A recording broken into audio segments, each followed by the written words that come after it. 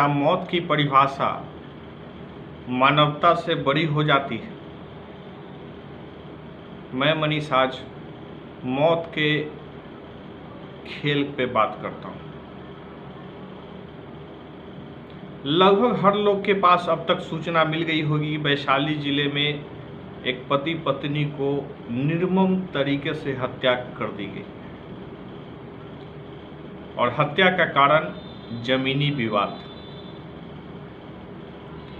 वह फोटो इतना भयावह है कि हम आपको दिखा नहीं सकते हैं।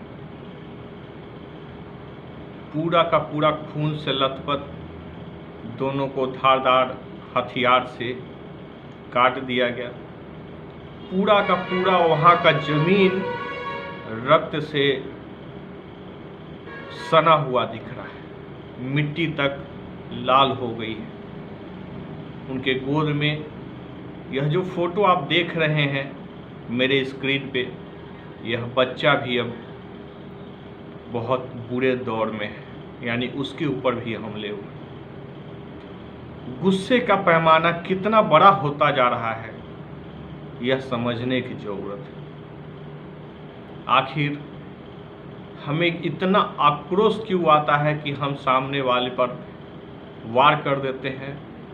अपनी बातों के और अपने शब्दों के चयन में, अपने शब्दों में जो समावेश आपके व्यक्तित्व का होना चाहिए वह खत्म हो जाता है।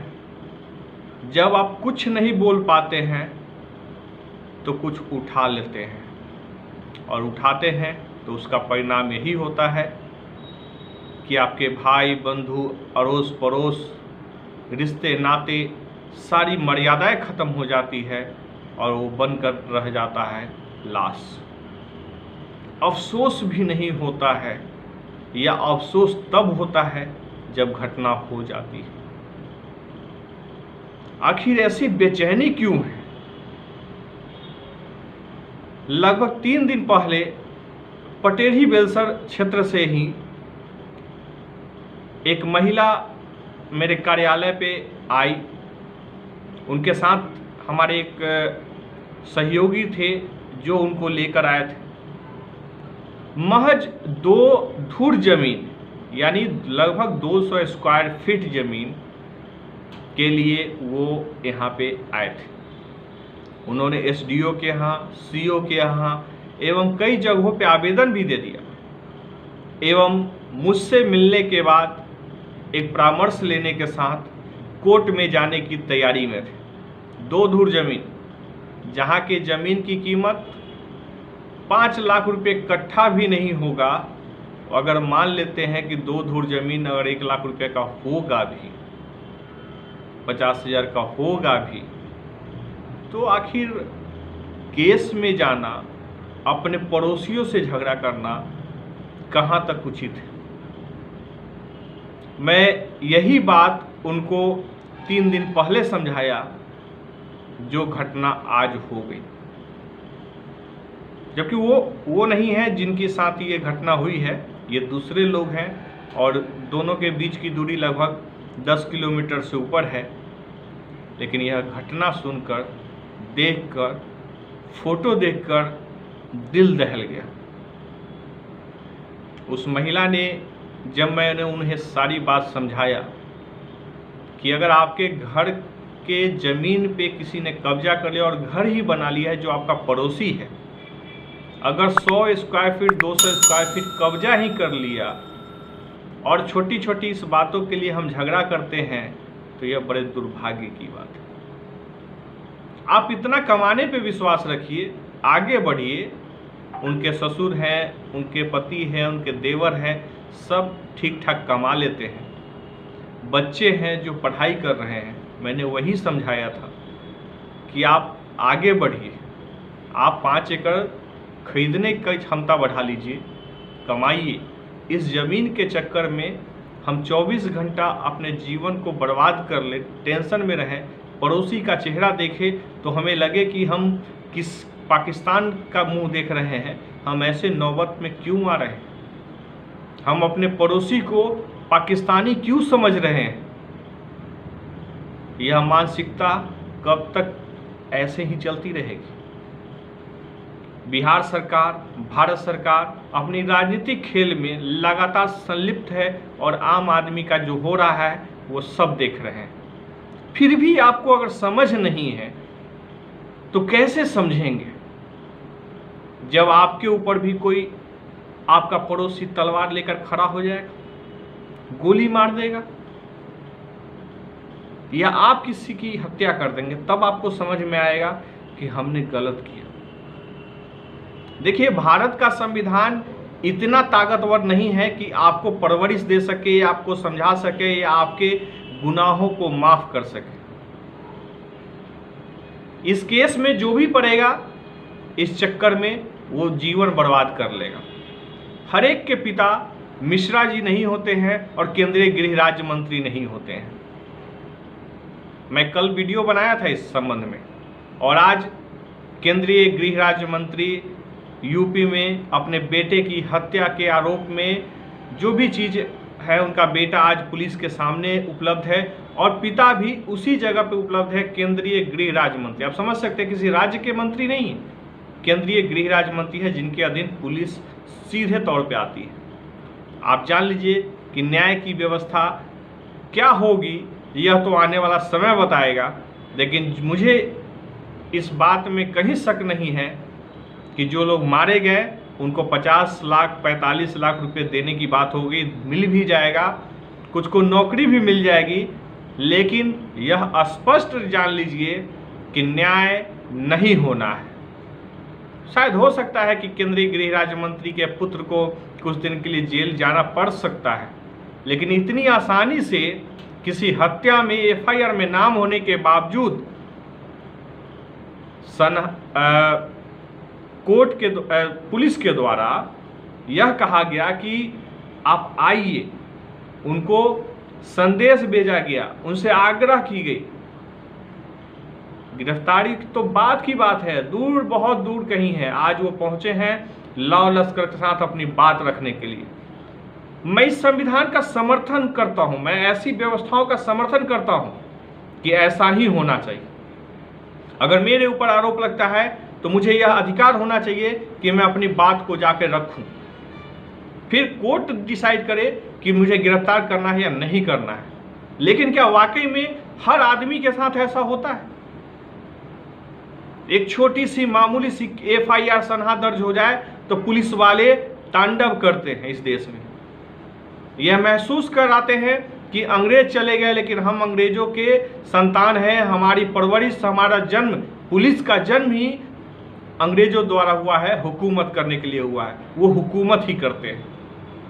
अंग्रेजी सत्ता से भी भयावह स्थिति में पुलिसिंग व्यवस्था है। कहाँ जाके रुकेगा यह हत्या का दौर? कल वैशाली जिला में एक राशन का दुकान चलाने वाले को गोली मार दी गई। महनार में 3-4 लोगों को कुचल दिया गया। हम नेशनल हाईवे बना रहे हैं, एक सामान्य सड़कों को सुरक्षित नहीं कर पा रहे हैं, हम हत्या में जा रहे हैं, हम हत्याओं का देश बना रहे हैं, या हत्या का स्तर स्वरूप कुछ भी हो, लेकिन हर रोज हत्याओं का एक नया नया स्वरूप आता है और एफआईआर करके आम जनता का पैसा बांट दिया जाता है उनके परिवारों को, उनके आगे के भविष्य के लिए, संरक्षण के लिए। लेकिन व्यवस्थाएं नहीं बदल रही हैं, व्यवस्थाओं का स्वरूप नहीं बदल रहा है, हम एक शिक्षित भारत नहीं बना पा रहे हैं। मैं बार बार कोशिश करता हूं कि आप शिक्षित भारत की बात करिए, आप शिक्षा की बात करिए, संस्कारों की बात करिए। नहीं लाइएगा, कभी कुछ नहीं हो सकता है। दिन रात लगातार हम एक ही बात पे लगे हुए हैं कि हम किसी भी प्रकार से किसी को नीचा दिखा दें। क्या नीचा दिखाने के चक्कर में हम अपने वजूद को नहीं समाप्त कर रहे हैं? मुझसे कुछ दिन पहले हाजीपुर के कुछ वरिष्ठ पत्रकार हैं, उन्होंने कहा, मेरे मुंह से एक अधिकारी के लिए गाली निकल गई, क्योंकि मैं अधिकारियों की भूमिका बहुत अच्छे से समझता हूं, और खास करके पुलिसिंग व्यवस्था का। मैं आज तक अपने लिए कभी किसी अधिकारी को फोन नहीं किया कि सर मेरा ये काम है, आप मेरा कर दीजिए, और ना कभी मैं गया हूं किसी के टेबल पे कि मेरा यह काम कर दीजिए। मुझे कोई जरूरत नहीं है ऐसे सिस्टम से। मैं अपने बलबूते पे खड़ा हो रहा हूं और आगे बढ़ूंगा, और देश को कंट्रीब्यूट करता हूं टैक्स के माध्यम से। 17 साल हो गए प्लस 4 साल 5 साल से मैं आहान न्यूज प्राइवेट लिमिटेड का भी अलग से टैक्स भरता हूं, और आहान न्यूज के नाम से 6 साल पीछे भी टैक्स भरा हूं, यानी लगभग 9 साल कंप्लीट मैंने किया है। आप समझ लीजिए कि उसके पहले भी आहान इंटरप्राइजेज के नाम से मैंने कई बार टैक्स भरा है। ये मेरा कोई नया कंट्रीब्यूशन नहीं है, मैं 17 साल से कर रहा हूं। मैं चाहता हूं कि हर आदमी अपने देश के प्रति कंट्रीब्यूशन की भावना रखे और आगे बढ़ने पे प्रोत्साहित करे, लेकिन हम जिस पैसे को दे रहे हैं सरकार को, सिस्टम को, वह हमारे लायक तो बने। एक सुसंस्कृत समृद्धि के साथ हमारी संस्कृति मजबूत हो, देश मजबूत हो, इसकी तरफ हम क्यों नहीं मुखातिब हो रहे हैं। मैं पत्रकार की बात कर रहा था, उन्होंने, क्योंकि मैं दुख होता है मुझे कि जो लोग 30 साल 40 साल 50 साल से पत्रकारिता ही इस हाजीपुर शहर में करते हैं, बड़े बड़े राजनेताओं के साथ उठना बैठना और उनका एक मूवमेंट रहा है उनके साथ, इस हाजीपुर शहर में एक छोटा सा उत्तर बिहार को जोड़ने वाला चौक रामाशीष चौक है, वह नहीं बन पाया। मैं पूछना चाहता हूं आज, मैं उस दिन जवाब नहीं दे पाया था क्योंकि वरिष्ठ है, बहुत ज़्यादा बोलना, क्योंकि उस समय मेरा मूड जो होता है खराब हो जाना, तो मैं शांत हो जाता हूँ, मैं शांति से पीछे हट जाता हूँ। मुझे कोई शौक़ नहीं है कि मैं आकर के फांसी पे लटक जाऊँ किसी के सामने, कोई शौक़ नहीं। मुझे पता है कि मुझे समाज निर्माण के लिए काम करना, मैं आगे बढ़ूँगा। जो अधिकारी पदाधिकारी अपशब्दों का प्रयोग करते हैं, अगर उनके लिए ऑफ द रिकॉर्ड मेरे मुंह से कोई गाली निकल जाए तो इसके लिए वरिष्ठ पत्रकारों को बहुत दिक्कत होगी। उन्होंने यह कहा, मैंने कहा कि मेरे कार्यालय पे आइए, तो कहते हैं कि कहीं आपका मतभेद हमारे साथ हो गया तो गाली गलौज आप कर दीजिए। आप समझ के सोच के देखिए कि मतभेद तो मेरा शुरू से है वैशाली जिला में, जब से मैं 9 साल पहले आया तब से मतभेद है कि आज तक सड़क नहीं बन पाया, आज तक हाजीपुर सुरक्षित नहीं बन पाया, और मैं कभी भी पेपरों में यह नहीं पढ़ा कि विधायक और सांसदों से सवाल करने वाले पत्रकारिता यहाँ पे जीवित हुई है।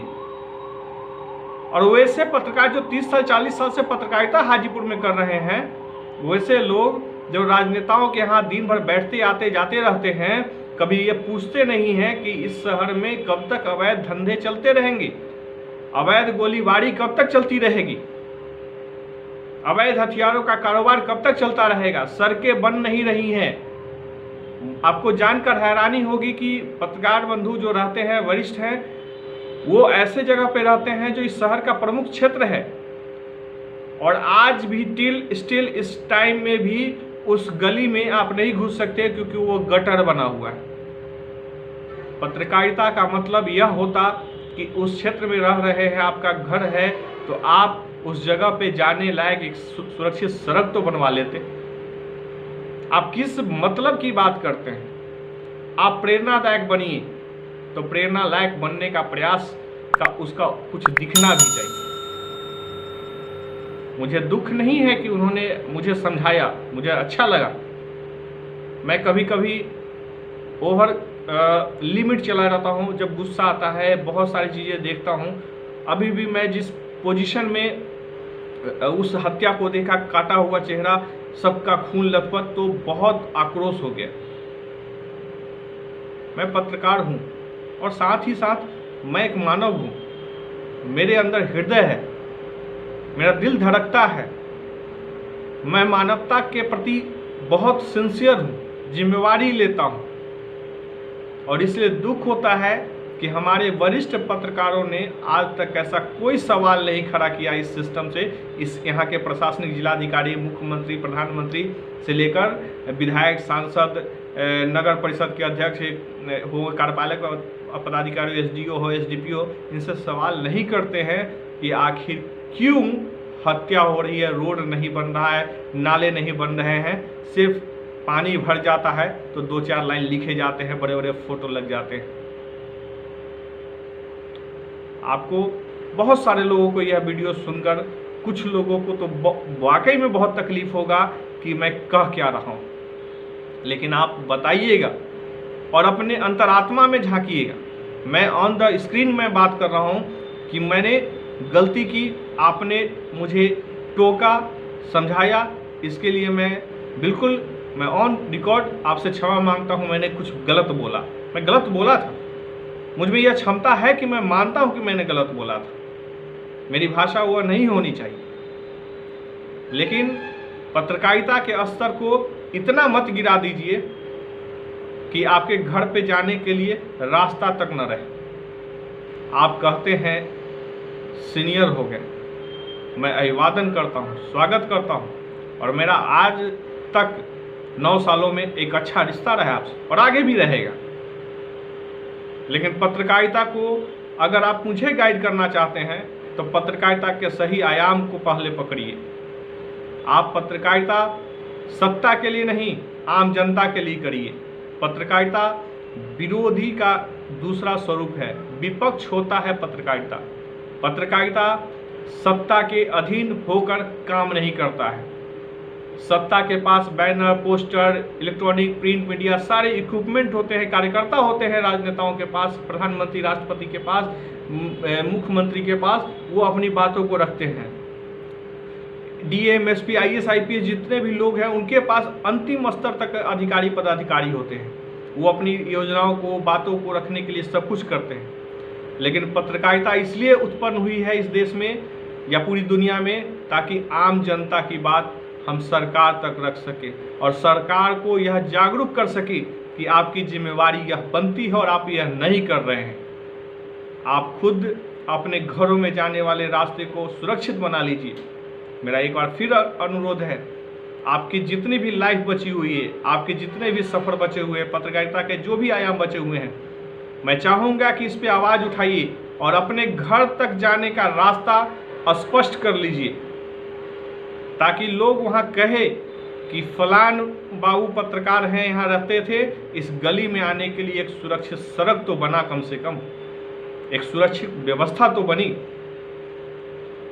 हमारा यही कहना है, समाज को लेकर एक विस्तृत पत्रकारिता, समाज के नैतिक जिम्मेवारियों का हमारे अंदर उत्पत्ति होनी चाहिए। हम एक बेहतर राष्ट्र के निर्माण में सुसंस्कृत बने, इसके लिए आवश्यक है सरकार से मेरी यह जो वीडियो है आप सबके लिए है, जो मैं खुद के लिए भी मानता हूँ। मैंने खुद अपनी गलती भी स्वीकार की है, मुझे कोई शर्म नहीं है, कोई गिल्टी फील नहीं है कि मैं माफ़ी मांगता हूँ। मुझे अच्छा लगता है कि मुझे कोई गाइड करता है। मैं चाहता हूँ कि मेरे पास रहने वाले लोग 100% लोग मेरे खिलाफ बोले ताकि मुझे यह तो पता चले कि मैं या मुझ में कौन सी कमी है। छोटी छोटी कमी भी आप बताएंगे तो मैं सहर्ष स्वीकार करूँगा, मैं रिफ्लेक्ट नहीं करूँगा। इसलिए राष्ट्र के निर्माण में ऐसी हत्याओं के खिलाफ पत्रकारिता के आयाम को अगर मजबूत हम लोग मिलकर नहीं करेंगे तो ऐसी हत्याएं, बलात्कार, लूट, गोलीबारी, अवैध हथियारों का खेल निरंतर चलता रहेगा। आप समझ के देखिए कि भारत का गृह मंत्रालय क्रिमिनलों से भरा हुआ है।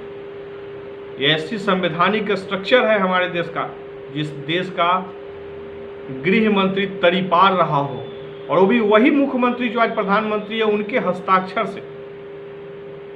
आप समझ के देखिए, ऐसे गृह मंत्री के गृह राज्य मंत्रियों की टीम है जिनका हर एक जगह पे अपना उनका क्षेत्रीय स्तर पे देख लिया जाए, जहाँ से वो विधायक रहे और जहाँ उनका घर है, आप देख लीजिए लोगों में भय है, डर है। मैं भी जब बिहार आया था, जब मैं हाजीपुर के विधायक नित्यानंद राय से बात की थी तो कई बार के बाद मेरे से बातचीत हुई, टाइम भी दिया। और जब लोग गांव में सुनते थे, मेरे घर में लोग सुने तो कहते थे क्यों जा रहे हैं, मत मिलिए। गांव समाज में कभी एक शब्द विरोध बोलता था हाजीपुर में तो लोग कहते थे मत बोलिए, आप नहीं जानते हैं क्या हो जाएगा। धीरे धीरे समझ में आने लगा, कई घटनाओं में सुना, कई घटनाओं में सीधे आरोपित होते हुए जब हाजीपुर के विधायक नित्यानंद राय का नाम सुना, देखा, घर तोड़वा देना, जमीन तोड़वा देना, हत्या में नाम आना, मैं दंग रह जाता था कि यह परंपरा है हमारा यहाँ, यह लोकतंत्र है। वही हाल आज यूपी में देखने को मिल रहा है मिश्रा जी के रूप में। क्या यही लोकतंत्र बन रहा है? और क्या संविधान हम इसी को खूबसूरती कहते हैं कि ऐसे अपराधी प्रवृत्ति के लोग देश के सर्वोच्च स्थान पर बैठते हैं? खैर, विषय पे फिर मैं बात करूंगा। बस आग्रह यही करूंगा कि समाज को एक बेहतर राष्ट्र के रूप में बनाने के तरफ मुखातिब हुई।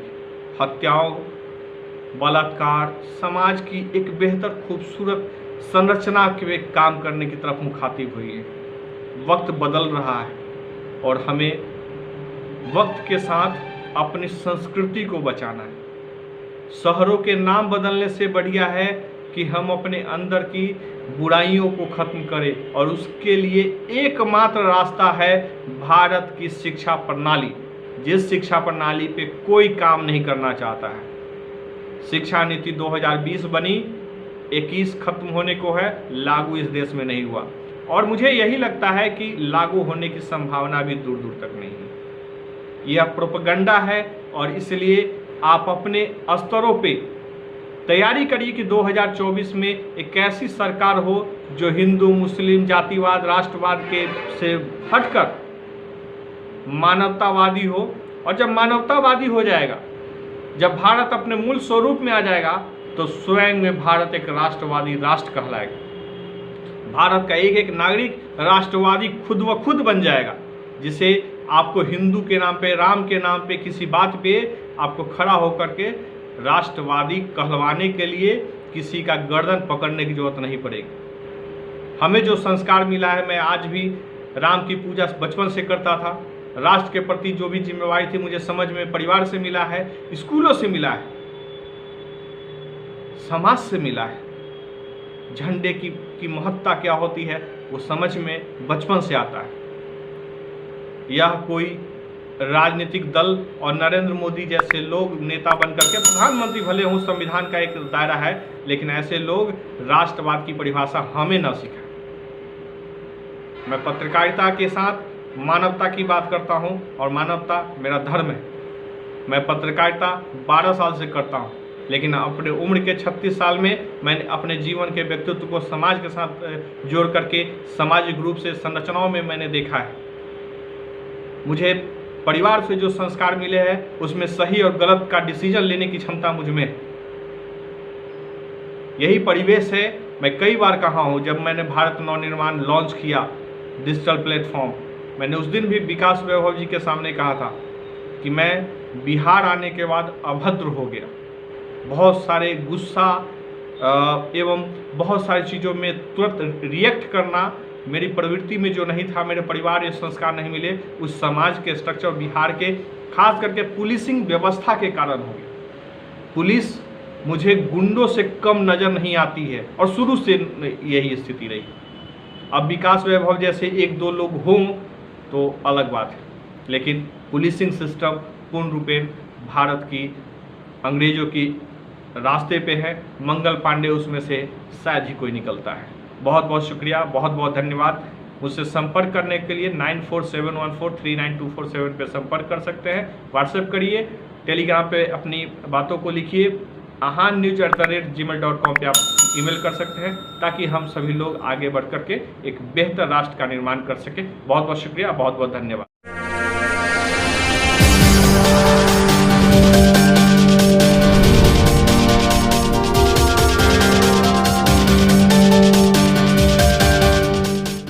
हिंदूवादी राज्य जब मैं कल पढ़ा, अभी पूर्ण रूपेण से भारत में उत्तर प्रदेश को माना जाता है। 2 घंटे तक और उत्तर प्रदेश में अब चुनाव की बिगुल बजने ही वाली है। 4.5 साल का सफर तय हो चुका है। अब तेजी से घटना